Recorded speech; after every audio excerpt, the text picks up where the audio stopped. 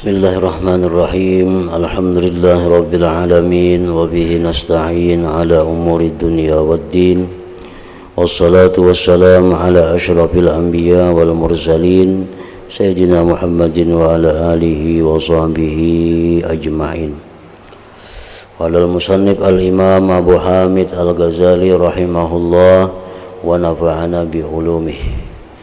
Fahadha huwa sababu fi qusuril afham an ma'rifatillahi ta'ala wa dhamma ilaihi anna al-mudrakat kullaha allati hiya shahidatun 'ala Allah innama yudrikuha al-insan bis-siba inda faqdil aqal thumma tabdu minhu gharizatul aqli qalilan qalila wa huwa mustaghriqul ham bi syahawatihi wa qad anisa bi mudrakatihi wa mahsusatihi wa alifaha fasakata waquha an qalbi bi tudil uns walidzalika idza ra'a ala sabilil faj'ati hayawanan ghariban aw nabatan ghariba aw fi'lan min af'alillahi ta'ala khaliqan lil 'adad ajiba in talaka lisanuhu bil ma'rifah tab'a wa qala subhanallah wa huwa yalatul nahar nafsahu wa a'dha'ahu wa sa'il hayawanat al-ma'lufah kullaha wa kulluha syawahidu qati'atun la yahissu bi syahadatiha litudul unsi walau furida akmahu balagha aqilan summan kasha'at ghishawatu 'ainihi famtadda basaru ila as-sama wal ard wal ashjar wan nabati wal hayawan daf'atan wahida ala sabilil faja'ah la khifa ala aqlihi ayyan bahira li idhami ta'ajjubihi min syahadati hadhil ajaib li khaliqiha.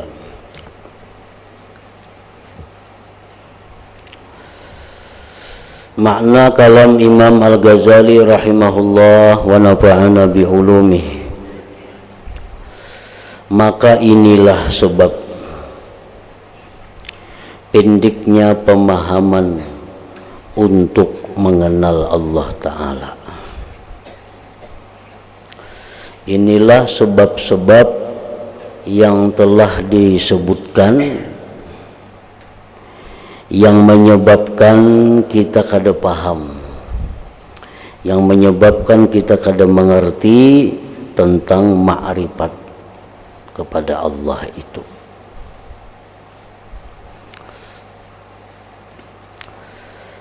Telah disebutkan oleh Imam Ghazali salah satu di antara sebab yang membuat kita ini kada mampu ma'rifat kepada Allah, salah satu sebabnya adalah karena Allah Ta'ala itu maha nampak, Allah Ta'ala itu maha zahir. Daripada saking nampaknya Allah Ta'ala sehingga kita kada mampu untuk mengenalinya, kita kada mengerti tentang ma'rifat kepadanya. Di antara sebabnya lagi yang membuat kita ini kada mengerti, kada paham tentang ma'rifatullah adalah karena kelemahan mata hati kita. Kelemahan mata hati kita. Padahal Allah Ta'ala itu nampak, tapi karena mata hati kita yang lemah, maka kada mampu untuk memahami ma'rifatullah itu bagaimana. Dicontohkan oleh beliau seperti kelelawar. Nah, kelelawar itu dia kada melihat bila di siang yang terang benderang, bukan karena samarnya siang, bukan karena terdindingnya siang, tetapi karena mata kelelawar itu nang kada tahan melihatnya. Nah, demikian pula kita manusia ini, salah satu penyebabnya adalah kenapa kita kada mengenali Allah. Pada Allah itu maha nampak, bukan berarti terdinding, bukan Allah Ta'ala itu terhijab, tetapi karena mata hati kita lemah. Mata hati kita ini kayak kelelawar, ini hanya bisa melihat nang gelap-gelap, hanya bisa melihat nang lemah terangnya. Bila terang benderang kada melihat. Nah, mata hati yang lemah ini agar supaya bisa kuat sehingga bisa melihat terang benderangnya siang, mata hati yang lemah ini perlu diperkuat supaya jangan kayak kelelawar lagi. Dengan apa memperkuat mata hati kita itu? Pertama disebutkan oleh para ulama dengan dawamuz zikir, selalu berzikir kepada Allah. Nah, zikir yang kita sebut, zikir yang kita ucapkan itu menguatkan mata hati kita yang lemah.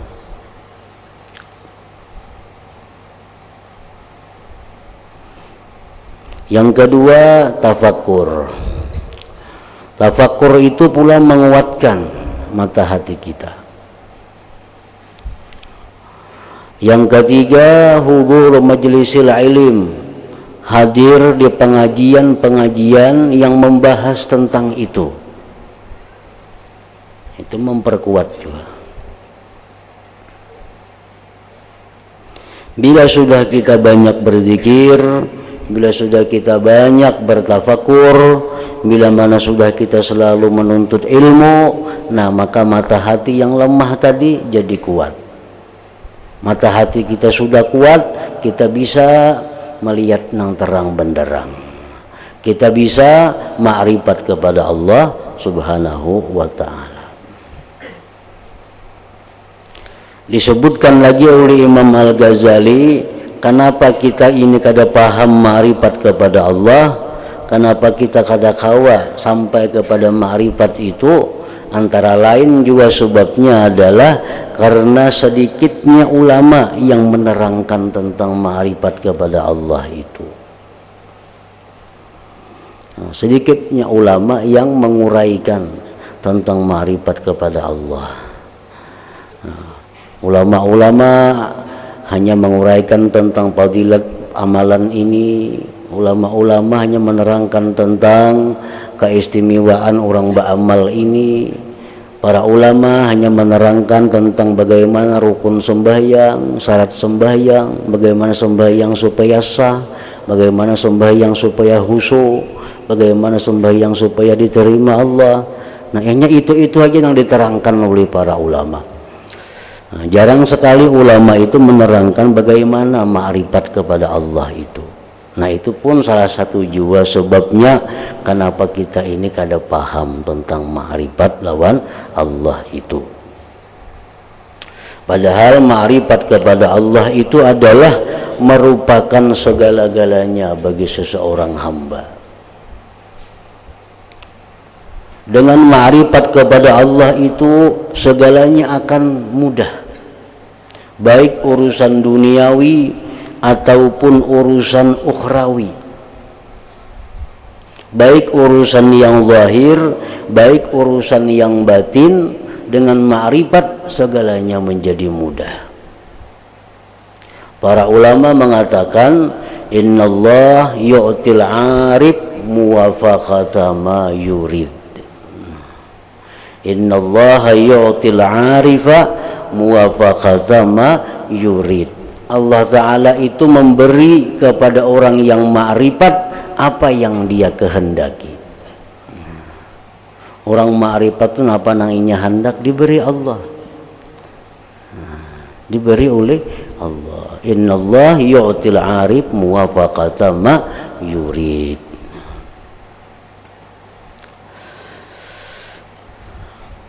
Kurangnya penjelasan tentang ma'rifat itulah salah satu juga sebab kita kada tahu, kita kada mengerti apa itu ma'rifat kepada Allah.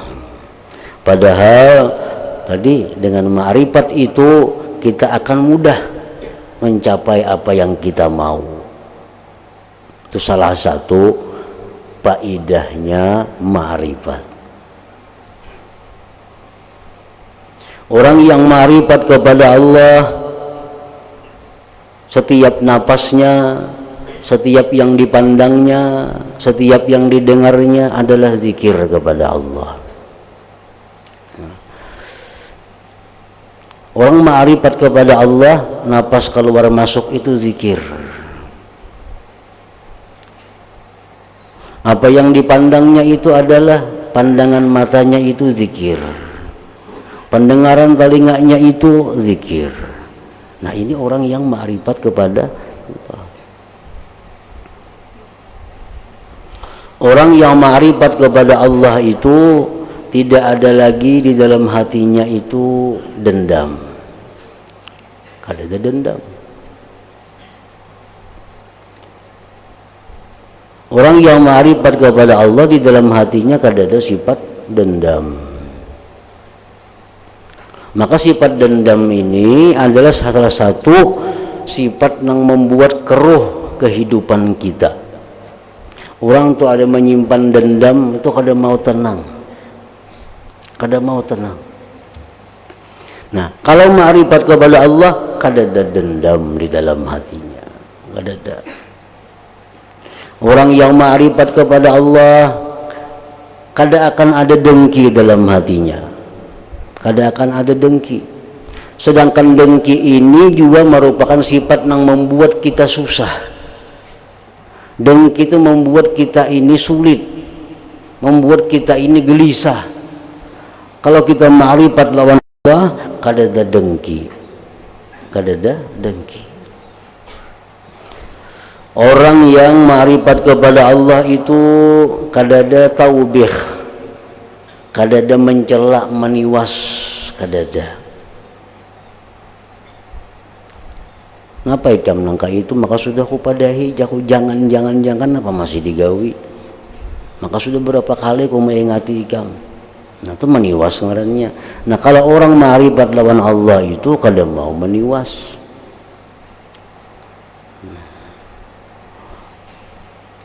Orang yang ma'rifat kepada Allah itu kada mau ta'yir, kada mau mencela. Apapun yang dilihatnya, apapun yang terjadi, inya kada mau mencela karena inya ma'rifat lawan Tuhan. Nah jadi itu faidah ma'rifat lawan Allah. Kalau kita hendak mencari kekayaan yang abadi, hendak mencari kehebatan yang abadi, hendak mencari kebahagiaan yang abadi, hendak mencari ketinggian pangkat jabatan yang abadi, itu hendaknya di ma'rifatullah. Ma'rifatullah. Di situ hendaknya. Hendaklah sugih nang kada bemiskinan. Hendaklah sugih nang kada terpengaruh dengan keadaan. Hendaklah sugih nang bakal kada miskin lagi. Ma'rifat kepada Allah. Hendaklah punya kedudukan yang tinggi, yang semua orang akan memuliakan kita, seseorang akan tunduk patuh kepada kita. Ma'rifat kepada Allah. Hendaklah hidup ini bahagia, hendaklah rumah tangga rukun, damai, tentram. Ma'rifat kepada Allah. Nah jadi ma'rifat itu semuaan sebenarnya di situ. Hendaklah rezeki luas, ma'rifat kepada Allah. Hendaklah orang ketujuh lawan seorang, ma'rifat kepada Allah. Jadi ma'rifat ini miftahu kulli syai, kunci dari tiap-tiap sesuatu. Kunci tiap-tiap sesuatu. Nah, dari sekian banyak faidah ma'rifat tadi, yang paling utama adalah faidah ma'rifat itu hubbullah, cinta kepada Allah. Ini yang utama. Karena kita kada mungkin cinta kepada Allah amun kada ma'rifat dahulu. Amun kita kada mengenali Allah, kada mungkin kita cinta kepada Allah. Ini yang paling penting, yang paling tinggi faidahnya ma'rifat itu kawa mencintai Allah.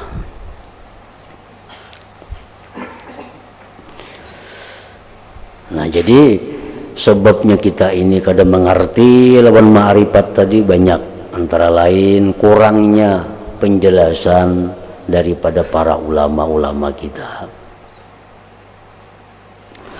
Dan pulang ditambahkan kepadanya.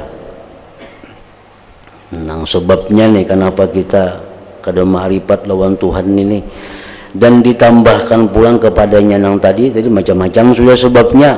Ditambah pulang bahwa al-mudrakat segala yang diperdapati, segala yang ditemui diri kita, pohon, gunung, rumah, kendaraan, bahwa al-mudrakat semuanya, bahwa yang diperdapati itu seluruhnya yang menjadi saksi atas Allah. Hanya saja memperdapati akan dia oleh manusia pada masa kecil anak-anak ketika tiada adanya akal. Kemudian tampak padanya garizah akal sedikit demi sedikit. Ia tenggelam keinginannya dengan nafsu syahwatnya. Hatinya telah jinak dengan yang diidrak, dengan yang diperdapatinya dan yang dirasakannya dengan panca indera dan yang disukainya. Maka gugurlah pengaruhnya dari hatinya. Nah, sebenarnya nang kita lihat, nang kita perdapati diri kita, yang paling parah diri kita. Kita mulai kekanakan, mulai belum berakal sampai berakal, tahu bahwa diri kita ini macam ini. Kita kada tahu bahwa sebenarnya diri kita ini adalah saksi atas Allah. Mulai kanak-kanak kita kada diajari bahwa diri kita ini saksi, bukti atas kehebatan Allah. Kita kada diajari mulai kekanakan itu. Mulai kekanakan sampai kita berakal, kita kada diajari bahwa pohon, gunung itu saksi adanya Allah, yang menunjukkan kehebatan Allah. Nah, oleh karena kita kada dilajari macam itu, kita melihat diri kita, melihat pohon, melihat apapun, kada ada pengaruhnya dalam hati kita. Kada ada pengaruhnya. Karena sudah biasa. Sudah biasa.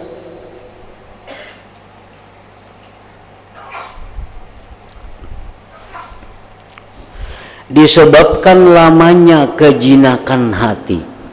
Hati sudah jinak. Kita tahu pohon itu pohon, mulai kekanakan. Diri kita tahu macam ini. Tiap hari kita lihat macam itu. Nah, oleh karena itulah apabila ia melihat secara tiba-tiba pada hewan yang ganjil atau tumbuh-tumbuhan yang ganjil atau sesuatu perbuatan dari perbuatan-perbuatan Allah Ta'ala yang di luar kebiasaan, yang mengherankan, niscaya terucaplah lidahnya dengan makrifat secara tabiat, yaitu ucapan subhanallah. Ada kita melihat yang belum pernah kita lihat, yang belum pernah kita bayangkan. Ada binatang yang belum pernah ada terkenal. Ada binatang nangka ini sekalinya. Lalu kita karena melihat ini ganjil, melihat ini hanyar, lalu tak ucap di mulut kita subhanallah, maha suci Allah. Hanyar aja kita makrifat. Belum melihat nang ganjil, hanyar kita makrifat. Padahal tubuh kita ini sendiri penuh dengan keganjilan-keganjilan. Tubuh kita ini penuh dengan keganjilan-keganjilan. Mulai mata, periksa aja mata, penuh dengan keajaiban. Tangan penuh dengan keajaiban. Tapi karena ini kada dirasakan, hari-hari kita temui, jadi kebiasaan, lalu kada tak ucap subhanallah. Orang melihat tangan adalah subhanallah, karena hari-hari melihat tangan. Padahal kalau mau berpikir bahwa tangan kita ini penuh dengan keajaiban, tapi karena kada berpikir, karena sudah menjadi kebiasaan, sudah jinak.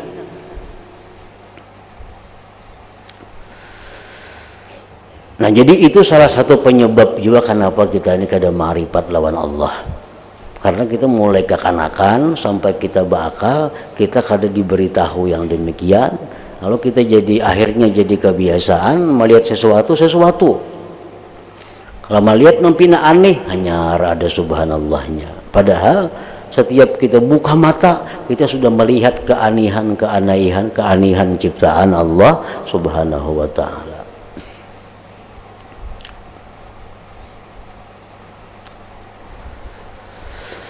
Ia melihat sepanjang harinya pada dirinya,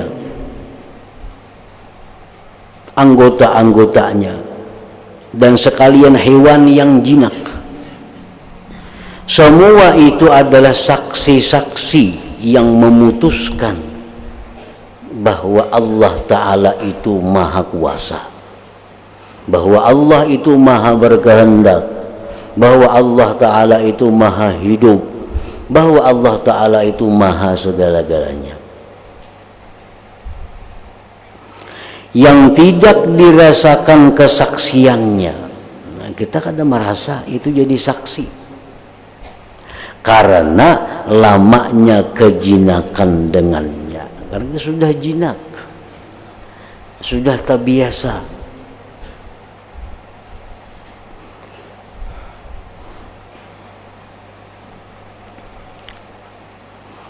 Nah, itu pun juga adalah penyebab kita ini terhalang daripada ma'rifat lawan Allah, karena kita sudah terbiasa dengan keadaan yang seperti ini.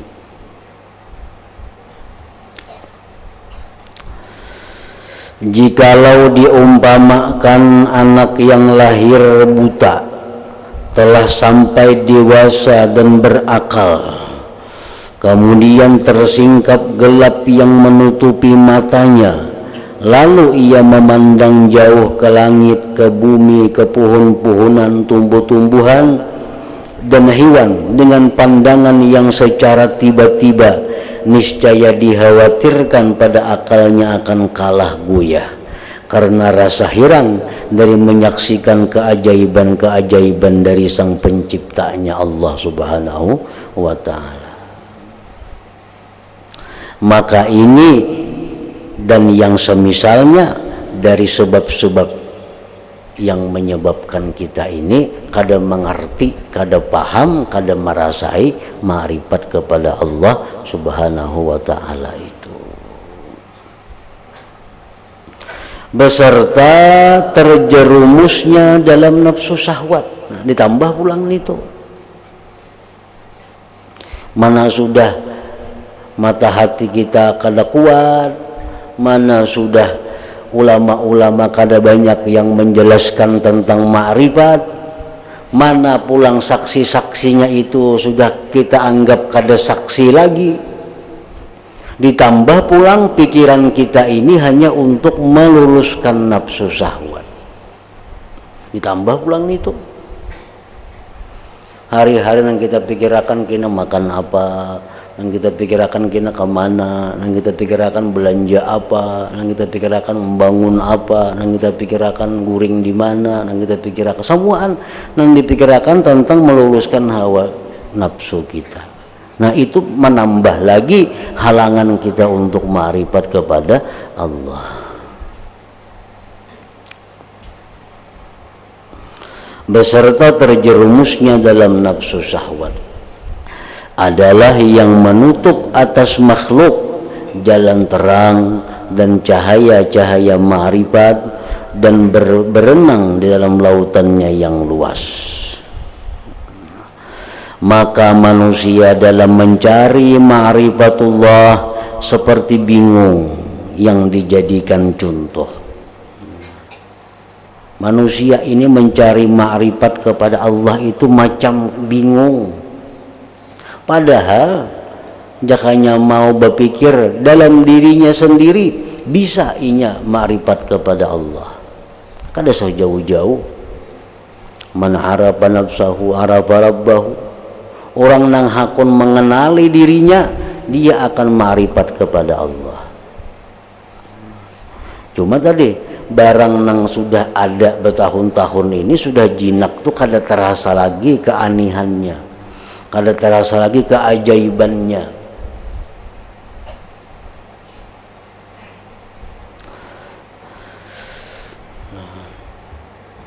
Maka manusia dalam mencari ma'rifatullah seperti bingung, yang dijadikan contoh, yang dijadikan saksi. Ketika ia sedang mengendarai keledainya dan ia mencari keledainya itu, rahatan menunggang keledai itu nah, kita ngalih mencari keledai, parahatan ditunggang itu. Semua yang jelas apabila sedang dicari ia menjadi sukar. Itu apa aja. Bila dicari kampina ngalih ha. Bila kata dicari hantang-hantangan barangnya. Bila dicari kemana kayaknya bisa sembunyi.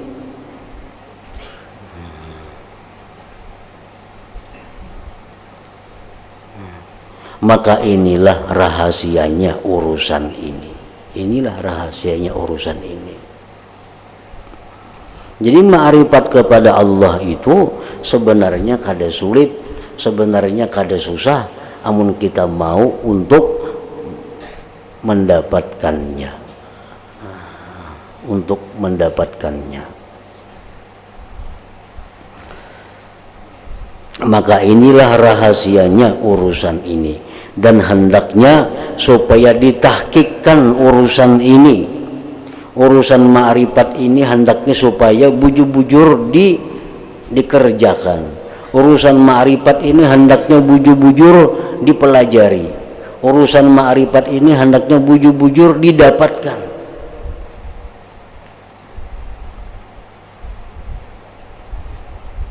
Seperti sudah dikatakan tadi, para ulama menjelaskan bahwa ma'rifat itu kuncinya sesuatu.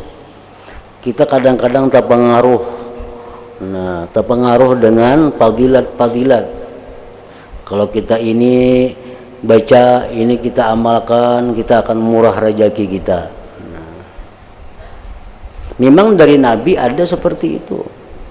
Cuma Nabi ini adalah memberikan pelajaran kepada macam-macam golongan manusia. Karena umat Nabi ini ada nang golongan nang lemah akalnya.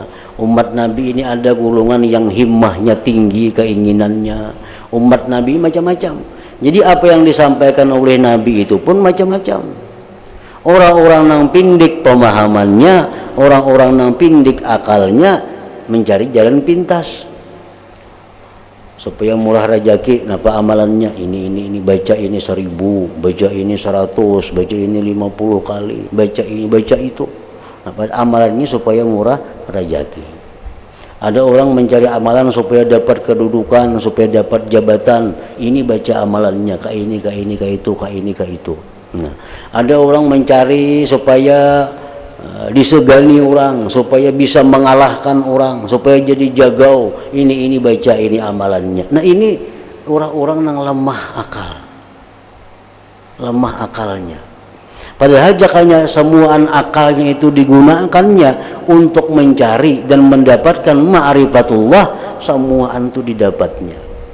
Semuaan didapatnya. Kada perlu lagi mencari ilmu supaya murah rezeki, kada perlu lagi mencari ilmu amalan supaya dapat kedudukan jabatan, supaya dihormati orang, disegani orang atau jadi orang jagau, kada perlu lagi. Cuma ya karena ini manusia macam-macam akalnya, ada yang tergoda ingat situ, ada yang terfitnah di situ. Maka inilah rahasianya urusan ini, dan hendaknya supaya ditahkikkan, dimantapkan urusan ini. Oleh sebab itulah telah dikatakan oleh seorang penyair, faqad zaharta fama takhfa ala ahadin illa ala akmaha la ya'riful qamara lakin batinta bima azharta muhtajiba fakaifa yu'rafu man bil urfi qad sutira. Artinya engkau itu telah jelas nyata. Allah Ta'ala itu sudah jelas nyata dengan asma'nya Az-Zahir. Kita hafal Asmaul Husna Az-Zahir, Allah itu maha nyata, maha nampak. maka tidaklah engkau samar atas seorang pun kecuali atas orang yang buta yang tidak mengetahui akan bulan purnama. Orang-orang nang kada kau melihat bulan, hanya itulah orang-orang nang kada bisa menyaksikan Allah. Akan tetapi engkau bersembunyi. Allah Ta'ala itu bersembunyi. Bersembunyi lawan apa? Tuhan bersembunyi dengan kezahiran, dengan kezahiranmu. Engkau berdinding. Maha suci Tuhan yang berdinding dengan kezahirannya. Maha suci Tuhan yang menjadi samar karena saking nampaknya. Akan tetapi engkau bersembunyi dengan kezahiranmu, engkau berdinding. Maka bagaimana dikenal orang yang ditutupi dengan kebaikan? Bagaimana dikenal orang yang ditutupi dengan kebaikannya? Jadi yang utama yang kita tuntut daripada ma'rifat kepada Allah itu, dari sekian banyak faidah tadi, yang paling utama adalah hubbullah, cinta kepada Allah. Cinta kepada Allah. Cinta kepada Allah ini modalnya tuh ma'rifat. Bila kita kada ma'rifat lawan Tuhan, kita kada kawa cinta lawan Allah. Maka bila kada kawa cinta lawan Allah Ta'ala ini, kada kawa ridha dengan apa yang ditetapkan oleh Allah. Kada kawa ridha. Sedangkan ridha kepada Allah merupakan bagian dari yang terpenting daripada keimanan seseorang, daripada kehambaan seseorang. Ya Tuhan, siapa yang kada ridha lawan aku, cari Tuhan selain aku. Kawalah kita ridha lawan Tuhan terhadap apa yang diputuskannya kepada kita, kalau kada cinta lawan Tuhan. Cinta, orang yang cinta selalu setuju dengan apa yang diputuskan kekasihnya. Kawalah cinta lawan Tuhan kalau kada ma'rifat, kada kawa. Nah, jadi ma'rifat itu nang mesti ditahqiq. Ma'rifat itu nang mesti kita himati, nang mesti kita pelajari kayak apa caranya supaya kita merasakan bahwa Allah Ta'ala itu ada. Kayak apa caranya supaya kita kawa merasakan bahwa seluruh yang ada ini adalah perbuatan daripada Allah Subhanahu wa Ta'ala. Nah, itu yang kita cari. Nah, selama kita kada kawa merasakan bahwa yang ada ini adalah ciptaan Allah, selama kita kada kawa merasakan bahwa yang ada ini adalah ciptaan Allah, maka sifat-sifat yang kada baik itu kada kawa kita buang.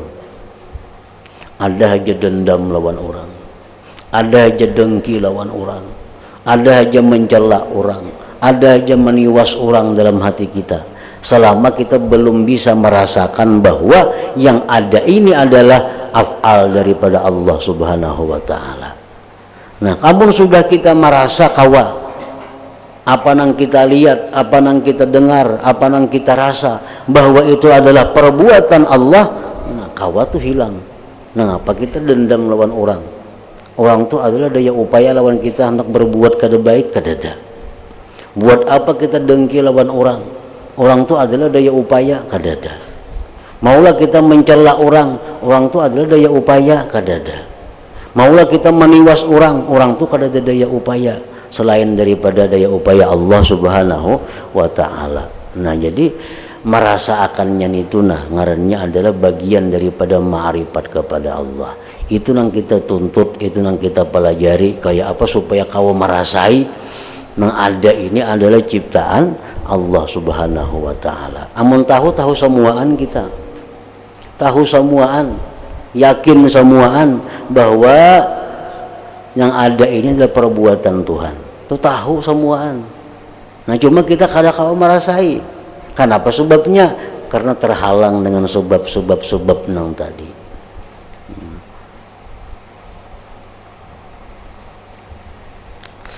Nah, kemudian selanjutnya pulang penjelasan makna syauq, rindu kepada Allah Subhanahu wa Ta'ala.